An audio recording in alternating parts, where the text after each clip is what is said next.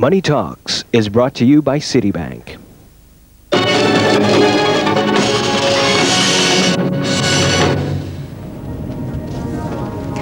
Looking for a novel way to conclude your swinging party? Well, fireworks displays are picking up in popularity, not just in open-air shows, but indoors as well. Hello and welcome to Money Talks, ABN's personal finance program. I'm Karuna Shinsho. Well, pandas and phoenixes, what do they have in common? Well, they're brands of fireworks, an increasingly popular form of entertainment, not just for concerts or national holidays, but for dinner parties as well. Here's a look at their growing use. Bursts of colors and fires in the sky. Nothing thrills more than spectacular displays of fireworks, especially at mass gatherings for festivities like Chinese New Year or Guy Fawkes Day. But fireworks as a business is far less glamorous than the product they deliver. It's heavily regulated and much detailed preparation is required before a show is put on. One pyrotechnic expert says he always chooses his music first. He then sits down, stopwatch in hand, and scores the show to the second. And that's just the initial planning. Work on a festivity like Chinese New Year can start 3 to 4 months before the event itself. And actual physical work can take up to a week to lay out. Regulation is tight in many countries. In Singapore, for instance, several levels of approvals are needed. At times, the organizer can take up to a month just to gather the necessary green light. And for fireworks operators new to the scene, special requirements are requested by the authorities, like having a firefighting team on standby. And insurance cover is highly recommended for the just-in-case accident. This can easily take up to 10% of the budgeted cost for the show. The fireworks business is broadly classified into 3 groups: the manufacture of fireworks, trading of the product, and the entertainment production, or the show business, which is the least profitable part of the industry. Fireworks are increasingly popular in indoor events, though outdoor celebrations remain the norm. Open-air shows cost much more, ranging from at least $20,000 to a few $100,000. This year's Chinese New Year display at Victoria Harbour in Hong Kong, for instance, commanded a grand sum of $645,000. For indoor fireworks, the sum required is considerably less. The minimum is about $1,500 for a simple opening, running to as high as $100,000 for a synchronized multimedia show. The bulk of a pyrotechnic operator's costs goes to the fireworks itself at about 40%. The rest are evenly distributed at 20% each between transport and handling charges and manpower. Profit is thereby a healthy 20% of total fees charged. And joining me now in the Singapore studio to tell us more about fireworks are Adam Tan, Managing Director of Glorious Entertainment and Technical Services here in Singapore, and Clifford Lim. He is Executive Director of Explomo Technical Services, also here in the Island Republic. Both of you, welcome to Money Talks. Good morning. Good morning. Thank you. First off, Clifford, when you're talking about fireworks, you can talk about the manufacture of it, the distribution of it, and also the entertainment business aspect of it. What does your company specialize in? Our company is specialized in outdoor firework display, indoor pyrotechnic display. Now, these are only 2 of our main core activities. Of course, among others, we also specialize in detection, clearance, and disposal of explosives. So these are our 3 main core activities. Of course, we have other secondary activities such as distributors of high explosive for the quarry industries in Southeast Asia. When you say, you brought in a technical word, pyrotechnic, that basically means just for indoor use. Is that correct? Yes. When we use the word pyrotechnics, we usually relate it to indoor situation. Mm-hmm. But in actual fact, fireworks and pyrotechnics, they are the same. But pyrotechnics sounds a bit more technical, right, and not so layman. All right, Adam, what about in terms of we've heard the different sectors in your business. I mean, is the entertainment business side of it, is that the most profitable end of it? In terms of profit, it is not the most profitable in the fireworks business, but it is definitely the most glamorous and most exciting part, where your artistic impression that you want to create is shown. Now, where do you actually source for your fireworks themselves? Our fireworks come from many parts of the world. All right, we select the best of each manufacturer, and Goros Hong Kong is a major producer in China with technologies from Japan and Germany. So the bulk of the fireworks are in-house manufactured. We buy good candles from Italy. We buy very excellent shells from Japan to beef up the show for the substance. So is that the thing to do, to source from many countries and then use it in a show? Yes, it would be a preferred that would be a preferred concept, because that will give you a mix of effects from various countries or origins. Because the Italians, they have their own form of effects. The Japanese are good in the colors. Well, I think the Chinese, they're good in their their own kind of patterns. And of course, then the United States, they also make their own fireworks. So everybody have their own form of effects and colors. So quality-wise, are you saying that perhaps Japan is the best and therefore it's more expensive? This cannot be denied that the Japanese, they are very well known for their colors, especially in the fireworks. Their fireworks colors, and the effects are also very beautiful. And the break of the shell is very large when compared against the same sizes that are fired from the Chinese stocks.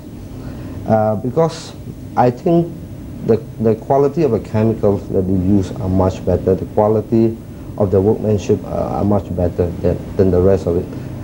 Anyway, Japanese fireworks are more expensive than the rest of the fireworks, like from China or even Italy. Could you give us a sort of a ballpark percentage figure of the we take a difference in ratio of prices? about, if I'm paying $1 for a Chinese shell, and for the same caliber or the same size, I could be paying anything from $6 to $12. But it's still worth it. All right, Adam, now in terms of setting up your own business dealing with fireworks, maybe in both of your cases we can talk about in Singapore, because that's where you've set up your business. Is it easy to deal with fireworks? In Singapore, Yes.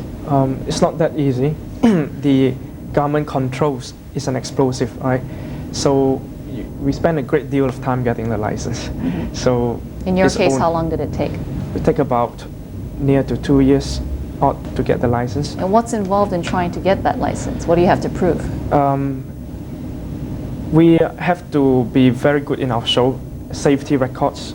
I mean, throughout the 3 years, although we are a small company, we have done a great deal. We have done National Day parade shows for 4 years, and these are track records that really tell the police we are competent people that can handle such things. Go ahead. Although technically we are trained, but they still need to see our track records. So it's through all this experience that they issue you a license to deal. So thankful to the police.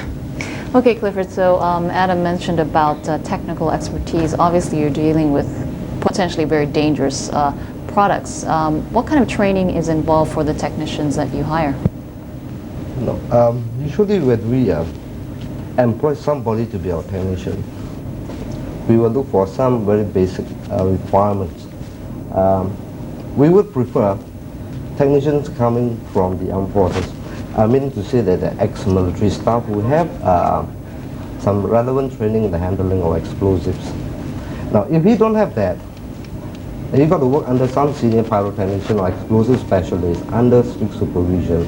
After a short stint with us, you will have to send him to a formal institution in the United Kingdom or in the United States, so that he gets on to know the fundamentals of explosives.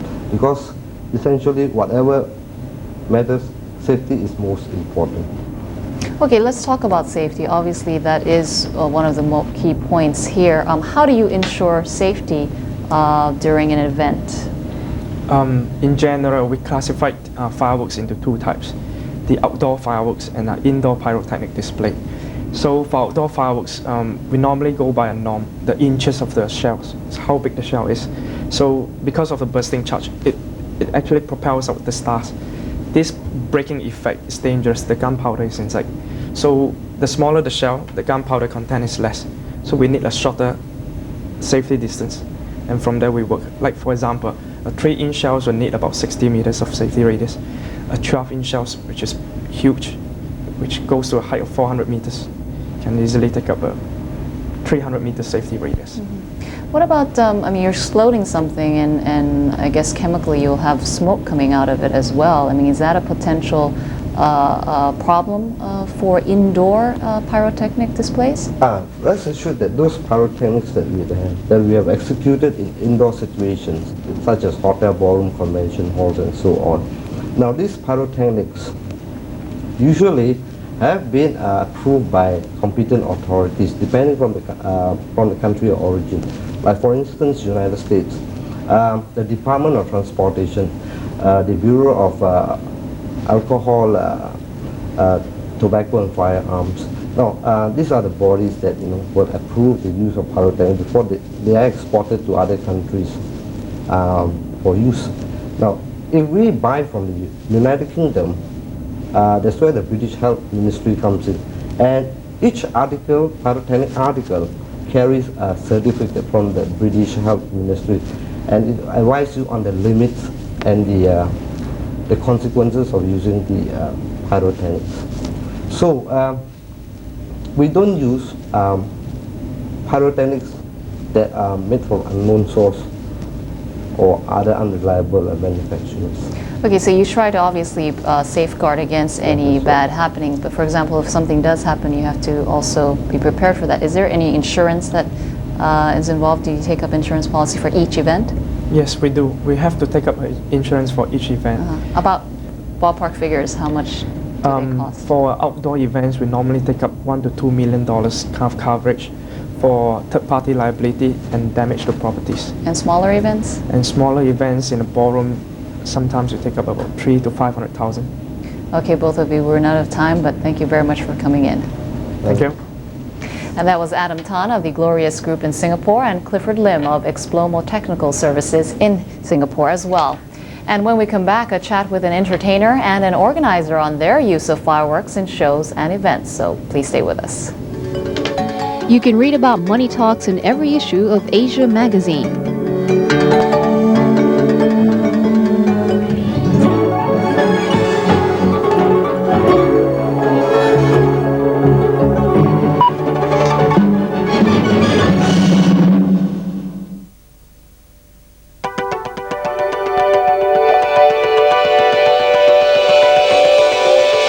Because our special customers look for priority financial management and personal attention from their very own officer in their own exclusive banking center. And because our special customers need priority service over the phone anytime, priority underlines everything we do. Citigold, priority banking, only from Citibank.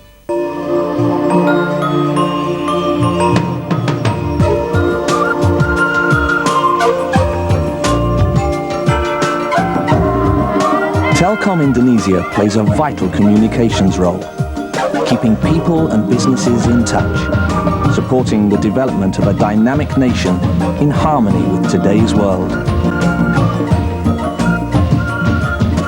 The future looks great with Telkom Indonesia.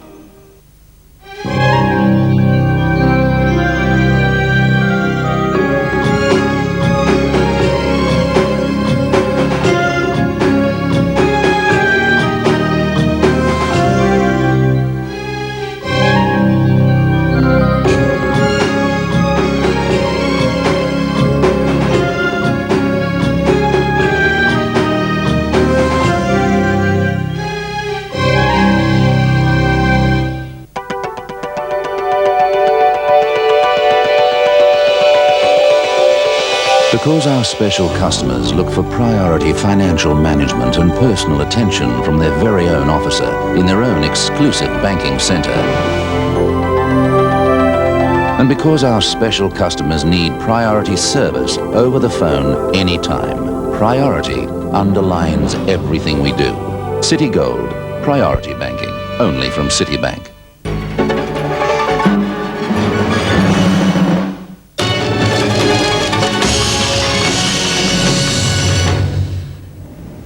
Welcome back to Money Talks, where we're looking at the use of fireworks in show business and corporate events. And joining me now in the Singapore studio to tell us more are Leslie Pillay from Music, Light and Actions in Singapore, and Victor Khoo, Managing Director of Victor Khoo Productions, and also as entertainer here in Singapore. Both of you welcome. Thank you. Hi, thank you.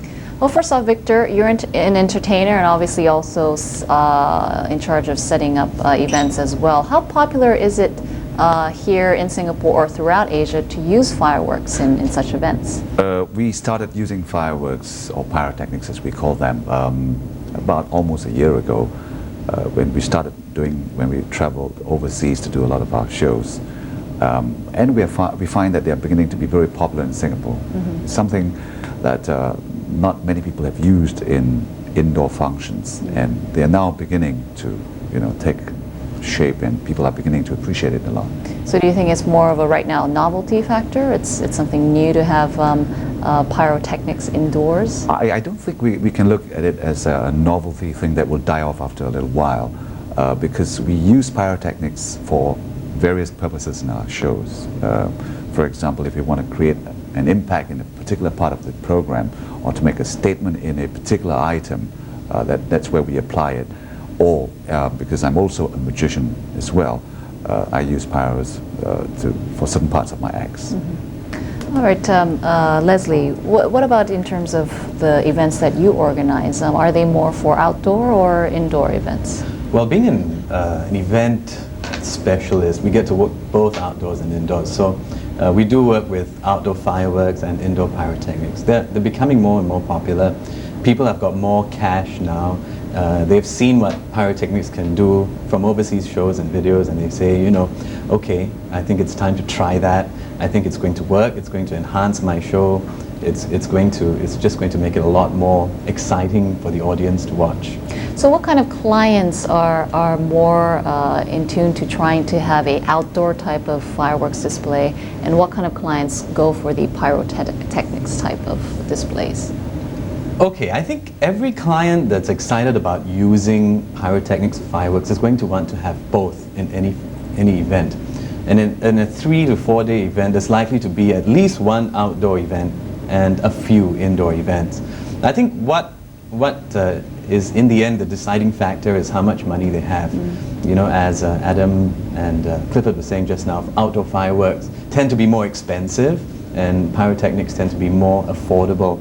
So I think it depends on the budget, and sure, if they have a lot of money to spend, they'd like to go for a big, exciting outdoor aerial display. So from your experience, if you're looking at the big events, I mean, Right. what % of the whole budget for the event would fireworks take up?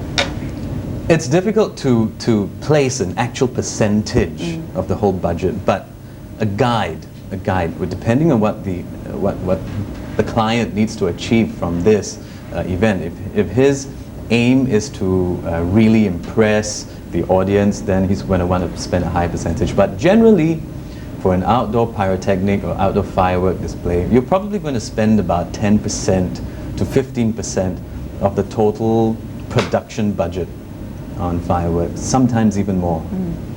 All right, Victor, now tell me a little bit more in detail about some of the shows you do incorporating pyrotechnics. See, a lot of my shows come as a big production, so it's a 2-hour non-stop entertainment variety of dancers, singers, my stand-up comedy magic and everything. It really depends on, as Leslie has rightfully mentioned, the budget of the client. And we term pyrotechnics as a necessity in our show, but it is not a necessity that we have to put it if the clients don't have the budget. But we will certainly tell them that it adds that extra glitter to the entire event. A lot of times, is it more like an impact type thing where you have a rocket shooting, or are there different types of effects that you can We use various types of effects. For example, if the dancers are trying to end off an item, a disco number with a big bang, then we use that because it creates visual impact, sight and sound. If it is to call upon the guest of honor for the event to be presented with something special, then we use different types of effects. It could be the waterfall effect, the fountain effect, and so forth. So what about in terms of the client's needs, in terms of what they want out of the display? I mean, are there needs are their needs also incorporated, or is it more like the distributors and those that are organizing it say, okay, this is a package deal, and here you go? I think, basically, Leslie and myself, when we produce events or the choreography of the entire show, the clients would normally leave us with the creativity part of the whole thing. Yeah, I think that's true. They normally say, this is what we need to do, this is what we want to achieve. Now, you're the experts, you tell us. I think that's about. That's right. And we make a presentation to them and say, okay, this is the right time that we're going to have some pyros or lasers or whatever effects that we're going to put into the event. But it seems like times are changing as well. I mean, the older generation seems to have been more happy with just the simple, Popping fireworks. confetti. Exactly. So Right. do you see a sort of future trend kind of thing in terms of fireworks? I think so, yeah, definitely. I think there's going to be a steady growth in the use of pyrotechnics. Fireworks, maybe in Singapore, not as fast as in other countries, but definitely pyrotechnics. We've certainly got a lot more indoor venues than we do outdoor venues here anyway. So in terms of indoor pyrotechnics, I think as people begin to grow tired of the old ideas, at one point in time, it was really a big thing to have an elaborate audiovisual setup. But now, an audiovisual setup is taken for granted. So people are getting tired of that, and they're saying, okay, what else? What else do we have? And then we tell them that I think pyrotechnics is certainly going to make your show more exciting. It's certainly going to achieve the result that you want to achieve. So people are now willing to cough up. So I think it'll grow. I think people have now got more money, or they're willing to budget more money into the entertainment and production, side of their total budget.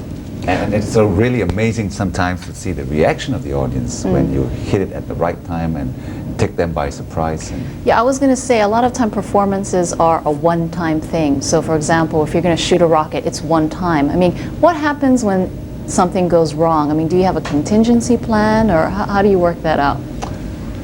Well, if it's time to hit the pyro and if it goes wrong and it doesn't go off, no one will know it because we never told the audience that we're going to have pyros around. Either that or Victor comes up with a And I'll magic come out, and do something else. Ad libbing. But what is amazing is when we first started using pyros in Singapore, not so much overseas, but in Singapore, and with the convulsion and the explosion and the sound, you get waiters and waitresses dropping their plates midway through because it takes them by surprise. But it is really fascinating to see the audience go wow and ooh and ah and all that when You don't have older people having heart attacks because of that sound. What about in terms of preparation for the show itself? I mean, a lot of technical aspect involved in terms of setting up all the pyros. I mean, how long does it take? What does it take? Okay, because ours are all choreographed shows, and we have a lot of people involved in the act. So we have dancers and so forth. We have cue sheets, we have rehearsals, we have points on stage where they should be and should not be at certain points of time and so forth. That is more for the safety aspect of the performance. The safety aspects of the entire production is always taken care of by people like Exploma. Okay, we've run out of time. I'm sorry, but I have to wrap up with both of you here. Thank you very much for coming in. Pleasure. Thank you. That was Leslie Pillay from Music Light and Actions here in Singapore, and Victor Khoo of Victor Khoo Productions, also an entertainer. Thanks for joining us today.